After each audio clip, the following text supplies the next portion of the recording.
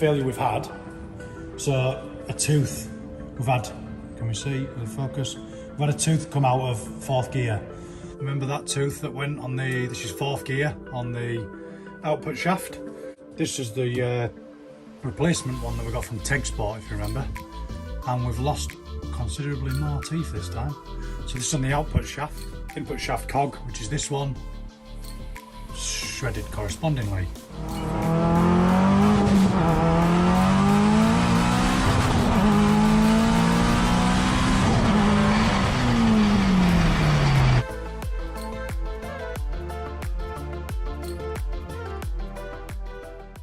So it's fifth gear this time. So we've done, as you just seen from them little snips, we've done third gear, not in this order. We did third gear, fourth gear, and now fifth gear, and a handful of selector forks in there as well.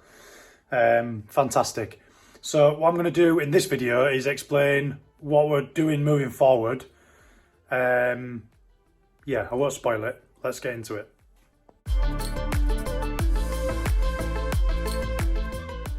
So what's the issue? The issue is, if you've not been watching any of the other videos, we keep stripping gears, keep stripping teeth off the cogs.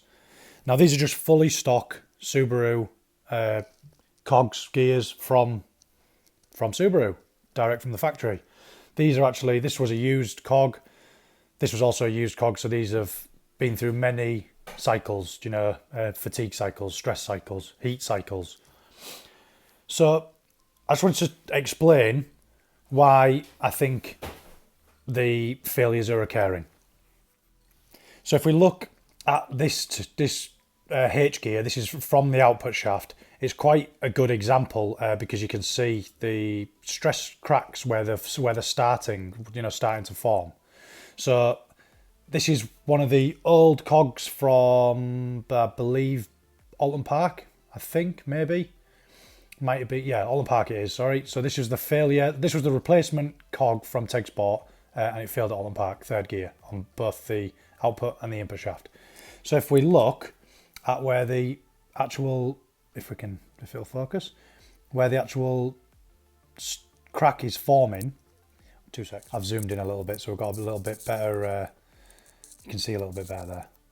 So the cracks are forming at the base edge, can you see right there, and it seems to be sort of a uniform place where they're forming, because as we go on the teeth you can see similar place.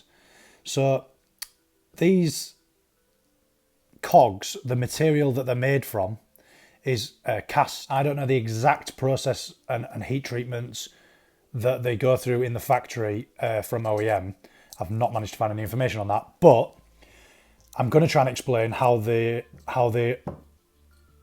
a cast material of any form, so alloys, steels, iron, you know, like any sort of cast material is made.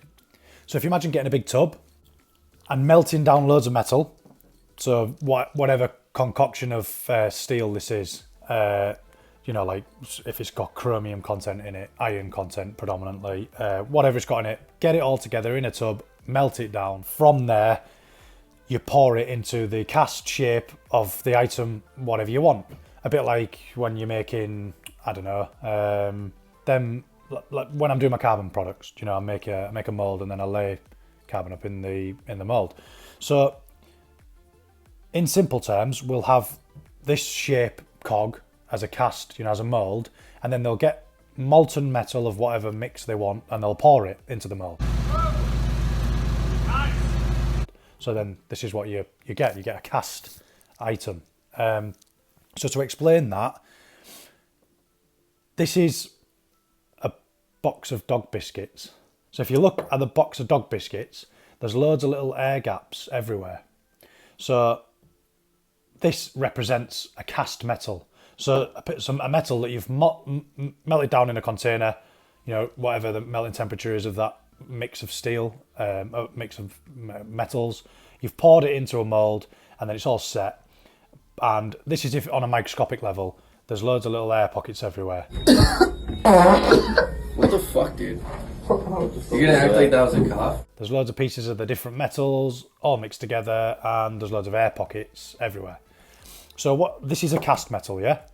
So what you do when you make the cast metal into a piece of billet metal, this is one form of the forging process. You'll press it, so you'll put an extreme amount of weight onto the cast piece, and then it pushes all of the granular structure of the steels so they're all into a uniform sort of direction. So it gets rid of all these air pockets and little gaps and areas of where issues can form. And there's a lot more. You go a lot deeper than this. There's a lot more of the process involved, heat treatments, blah blah blah blah. But in simple terms, you're pressing it, and it makes the structure then look like this. You know, this is flour, and there's a lot less air pockets and stuff in this. This is a very simple example. So another example I thought would show you this would be some straws like this. So we've got, this is a forged metal or billet, piece of billet. This is a cast piece of metal. So it's been, you know, poured into a mold. So there's loads of gaps, all the granular structures all in different directions, you know, going everywhere. Whereas in the billet steel, everything's uniform. It's a lot stronger for that reason. You know, no air pockets, everything, all the grains are all the same shape and size, and they're all in a uniform sort of direction. So yeah, I think that you grasp that, you get that. So obviously, if you want to know more about that, YouTube it, Google it, whatever. I was just trying to get like a sort of a brief overview. So back to the cogs themselves. These are cast items, and when you look at any of those little air pockets, you know, I was just describing in the makeup of the casting process, they're all weak points. So what can we do to make those weak points better? You know, just eliminate them, reduce them. So in terms of the actual granular structure of the gears, of the casting, we can't really do much. We can cryogenically freeze them, which then makes the core structure more stable, which I'll go into at a later date. But in terms of actually changing the core casting substance, we can't really do much about that. But what we can do on the surfaces of each of the gears, we can have various treatments done, which will then reduce the possible areas of failure, which is what I'm going to go into now. So this is option one. This is option one of what we can do moving forward to try and make my gearbox stronger. So there's a treatment called shot peening, or they can have them laser peened as well. Laser peening is more advanced. You can change the depth, you know, in which it goes into the material, but they both have the same effect.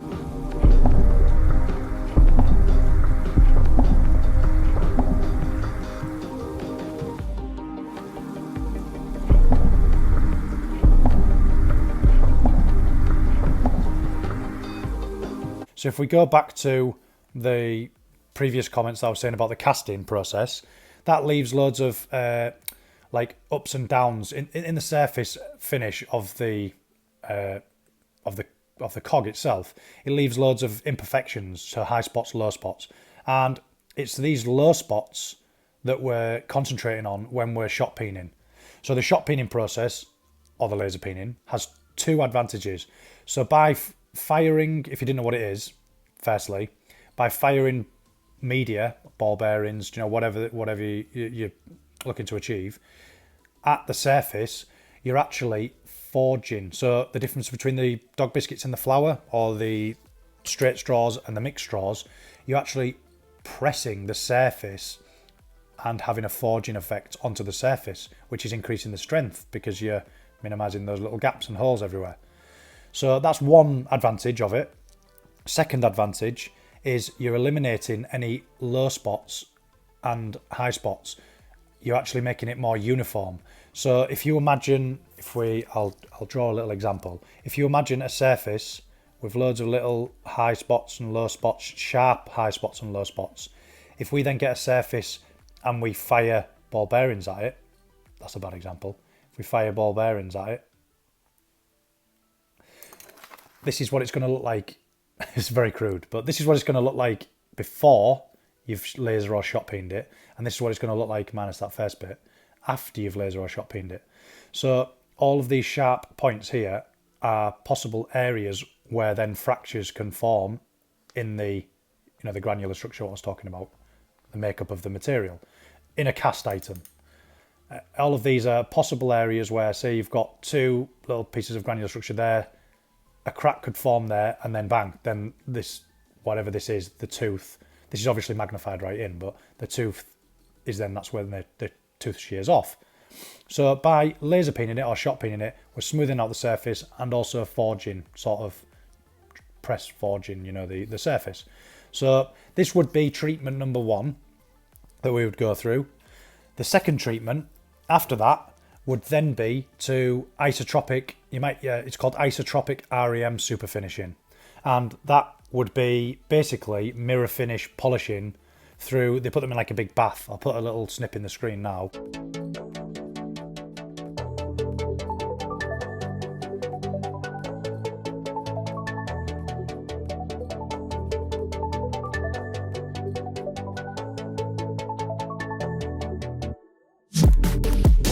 But it's like a big bath with chemicals in and loads of little soft polishing balls, and it polishes the surface of the cog. So when you look at them gears and they come back and they're like, wow, that looks mega, you know, it's mirror finish. That's isotropic REM super finishing. So that further eliminates any high spots and low spots. It reduces friction because obviously the surfaces are smooth. So these two cogs, you know, working against each other, the mating surfaces are much smoother.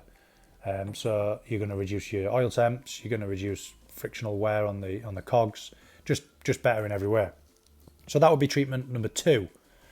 Treatment number 3 would be what we touched on briefly earlier, cryogenically freezing. Now, I'll go into this, but not in this video. Cryogenically freezing is where you put the metal into a deep freeze, and some people debate how, you know, what sort of gains you get. It's a small gain. It increases the core properties. It makes the core granular makeup of the casting more stable by putting it through a deep freeze cycle, you know, so really cold cycle. So it is a form of heat treatment, but that would be the third treatment that we would go with. And this is all if we're going to go with option number 1, which is treatments on the stock gear sets, you know, so buy from Subaru again and then have these treatments done. So the other small part that I want to touch on, which is a determining factor versus option number 1 and option number 2, option number 2 being an aftermarket gear set.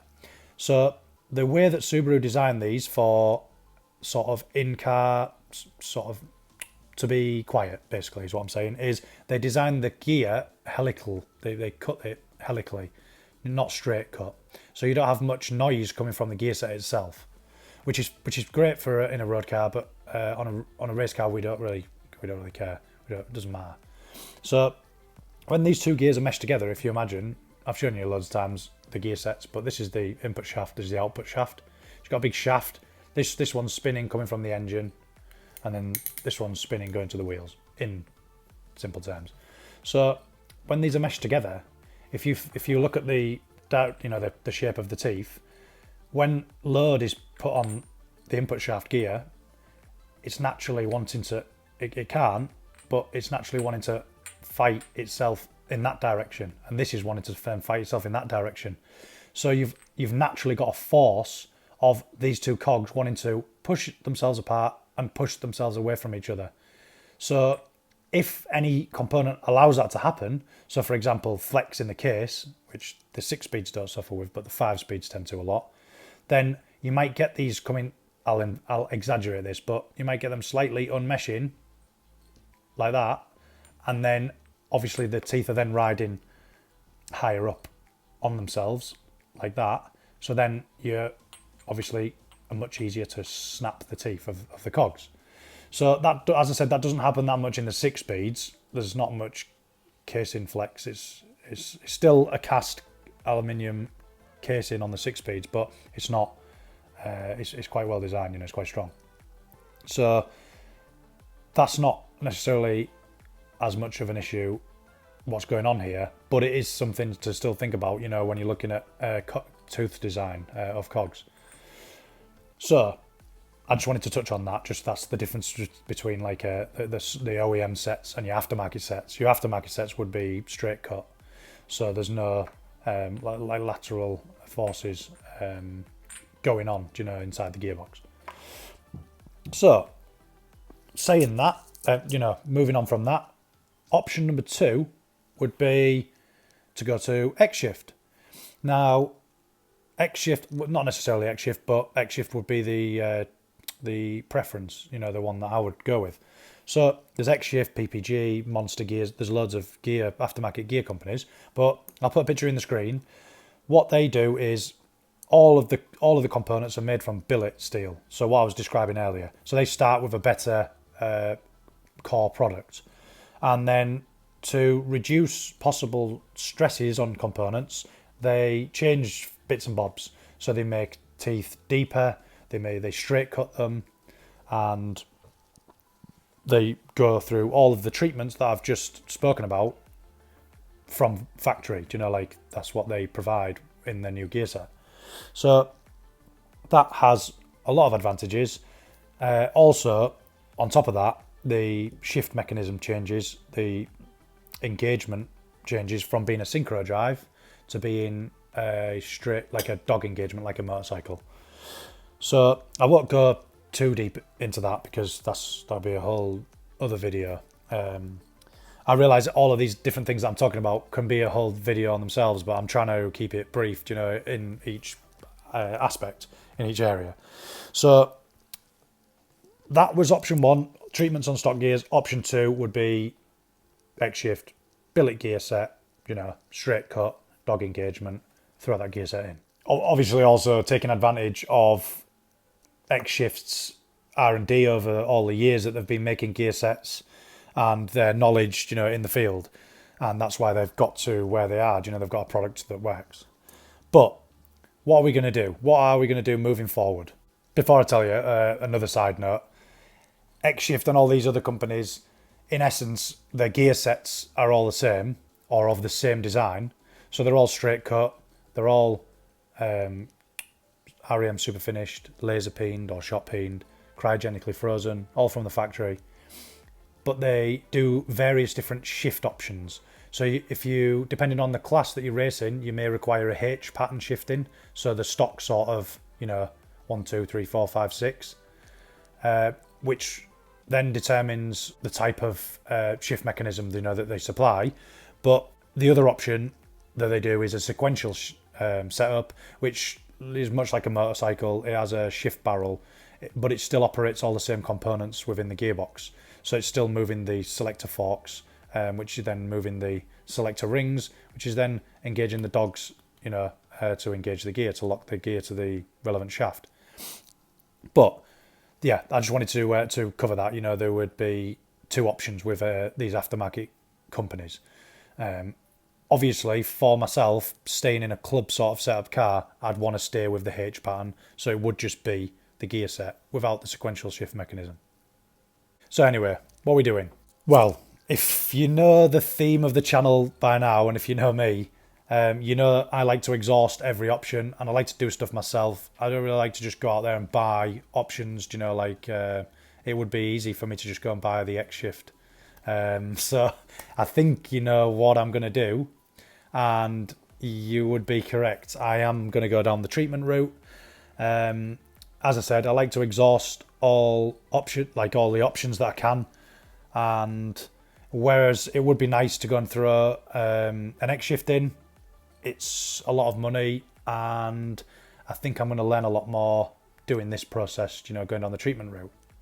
So over the next few weeks, there's going to be the episodes covering each various treatment. So we're going to start with, initially, we're going to have to go to Amayama and buy some more cogs. We're going to have to buy, this is 3rd and 4th, and this is just an example I was showing you, but we're now going to have to buy the 5th and 6th H gear, and then a 5th and 6th on the input shaft as well. And then we're going to initially send it off to be shot peened. And I actually luckily have shot peening available on site, because the underside of the wings at work are actually shot peened. So we are going to make a jig, and we're going to, it's called Curtis Wright, the subcontractor that's based on our site, Howden Airport over in Wales, and they're going to shot peen the gears. They're going to mask off all the surfaces, you know, with nylon bushes, and then they're going to fire little, as I said, little ball bearings onto the surface to shot peen all of the teeth surface. And then I'll go through and I'll explain the process in a little bit more depth, you know, as I'm doing it. And then treatment after that is going to be, as I said, isotropic super finish, REM super finishing, which I'm yet to decide which company I'm going to use. There's 2 options at the minute. Then the final one would be cryogenically freezing. There's also 2 options with that. I haven't decided yet. So, but I'll cover it all as I'm going over it. And yeah, I hope you can. I hope this is going to be of some benefit to some of you. Some of you, as technology is advancing, power and torque are increasing. I think we are now needing an option which is suitable for everyone's pocket, because not everybody's got 5, 6, 7, 10, 12 grand, you know, like to go and buy these aftermarket options. This would be a nice option if it works, because it's not obviously going to cost an arm and a leg. So that's it really. That's everything for this video. I didn't want to go into great depths of it all. I just wanted to keep you updated and let you know, because I've had a few people messaging me asking what the plans are with the car moving forward. So that is the plans. And yeah, stick with me, like and subscribe, and then you'll be notified when the future videos come up. A little Brucey bonus that I wanted to share with you as well. So this is a few more bits that I've just ordered. Well, I ordered this a while ago from Amayama from Subaru, Japan. Amayama is a third-party company, by the way, that supplies sort of OEM. They have access to the factory in Japan, and they buy them, and then they'll put their little commission on and then ship it all to you and make it all handy-dandy, pay all the import fees and all that stuff. So, yeah, if you're wanting any gear from Japan, then Amayama, I'll put it in the screen. But these are a few components that I've bought. It's a mix of old and new here. So if you remember from one of the other rebuild videos, we bought a brand new selector ring and inner basket. These are actually the wrong parts. I got the wrong number, so I didn't fit them. These are 2008 plus setup. So this is a tiny little bit wider, this groove here. But I've just got it to show you as an example. And this is the reason I'm going into this, is because I've had a friend in America message me recently, and he's like, my gearbox keeps falling out of gear. So I'm just wanting to show you why it does this. So we've got the selector basket here, which is loaded onto the input shaft. So what happens when you select a gear? So this is the selector fork, and it has little nylon pads. See them little nylon pads there? These ones. This is brand new, by the way. This is a brand new 3rd and 4th selector fork. So those little nylon pads run in this groove here, and it's quite good that I've got the wrong parts here, because it emphasizes the issue that I'm trying to go over, which is play in this joint here. When we see that, let me do a bit of a zoom in, maybe even further. We can just see that little bit of play there, you see? This is the wrong part, and obviously the right selector fork for my ear. So, what happens when these nylon pads wear out is you get that play that I was just describing to you there. So then when you go to engage the gear, so this sits over this inner basket, which is fixed, you know, splined to the input shaft coming from the engine. And then the corresponding gear on the output shaft is a H gear, which is this one, which is fixed through a woodruff key to the output shaft there, through that little woodruff key there. So this is the 3rd gear, and this is the synchro or the balk ring. So what happens is, outer balk ring, and if you can see on the outer balk ring, it's got those little brass teeth. So if let me zoom in, it's got those little brass lines there. See that? So what happens when your nylon bushes, usually this is age related. Your nylon bushes wear out on your selector fork. Your synchros don't touch these, by the way, they're very sharp. Synchros wear out, which is that wear surface area there, they wear out. So that sits on the inside of this here. You've got a outer, only on 3rd gear this is, but this is the same synchro with the little wear areas there. They're the actual teeth that grab the gear and speed it up. So they wear out. That sits in the middle there, like so. And then you have, this is broken by the way, but this is the ring that sits onto the actual gear. It has little teeth and they've snapped off on this one, but they normally sit into them corresponding holes on the gear there. You can see just there, like so. So what happens when you go to select the gear is the shifter fork here will pull up like that, and it'll apply pressure onto these 2 rings, which then in turn grips onto this ring, which is then obviously located into the back of the gear. So then it'll speed up. Let me just swap that back so you got it. So that sits like that. So then it speeds up the attached gear, which is, this is a freewheeling gear, until it's locked to the shaft.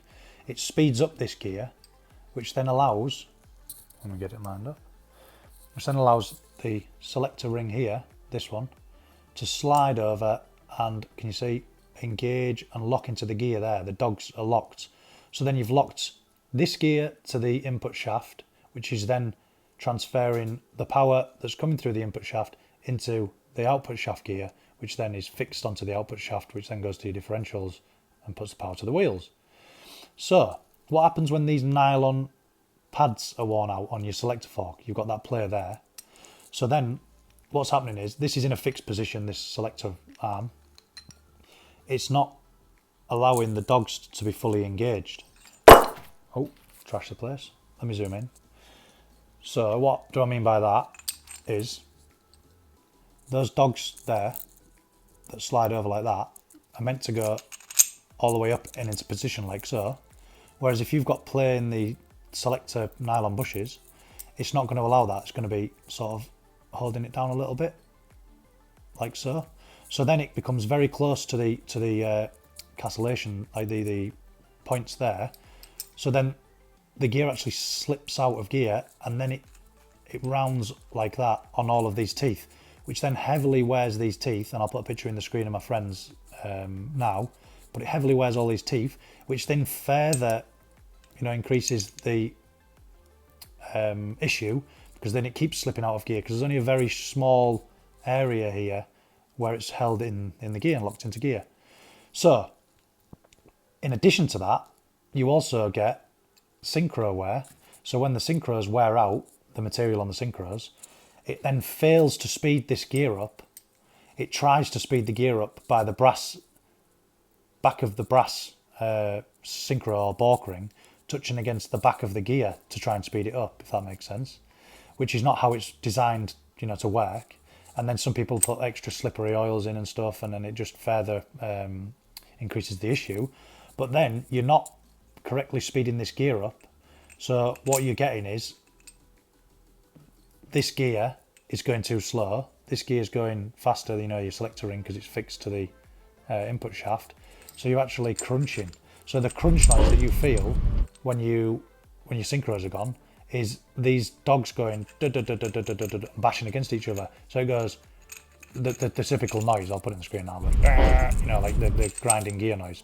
Most people think it's the actual cogs, grinding together, but it's not. It's the dogs. So then, more issue, you're wearing the teeth on the dogs and wearing the teeth on the dogs on the back of the gear. So if you're lucky, when you strip the box down, let me zoom back out, you'll have, this is normally made out of a tougher material. So these dogs will be okay. This is a used cog, by the way, but they do look like that OEM, they look worn. And then normally you wear the inside of your selector ring. So you need to replace this, and then these come as a set, obviously, the inner and outer, they come as a balanced matched set. You can see where the paint marker is there. But yeah, that was just like a little bonus I just wanted to go over. But when you start to get the crunch, don't leave it, change it, because all you're going to do is wear your rings out and cost yourself more money. And then when you do strip the box, just check these nylon bushes, because if they're worn, what I've just explained, you're going to wear it even more and cause yourself more cost in the long run. So yeah, I'll not go on anymore because it's already been long enough, but I hope this is all helping, you know, going into this sort of detail. I remember when I first started doing all this, there was not this detail out there, you know, people didn't strip the boxes and explain, you know, there's quite a few from far away, but which is helpful in its own right, but I know I would have liked someone to go a little bit deeper into it, explaining how these boxes function. Whereas they're all the same principle, you know, gearboxes in general are all the same principle, but it's nice to see individual components from specific gearboxes, you know, so you can relate to it yourself and yeah, have a crack at it, have a crack at it yourself. But yeah, stay tuned. As I said, we're going to go over the different treatments as we're doing it, and that'll be the next video. We've got a bit of a wait now because it's about 4 weeks for Amayama, you know, to deliver the bits and bobs, and it is Christmas. So the next few videos will be going into the carbon bumper and carbon splitter. But yeah, stay tuned. See you soon. Take it easy.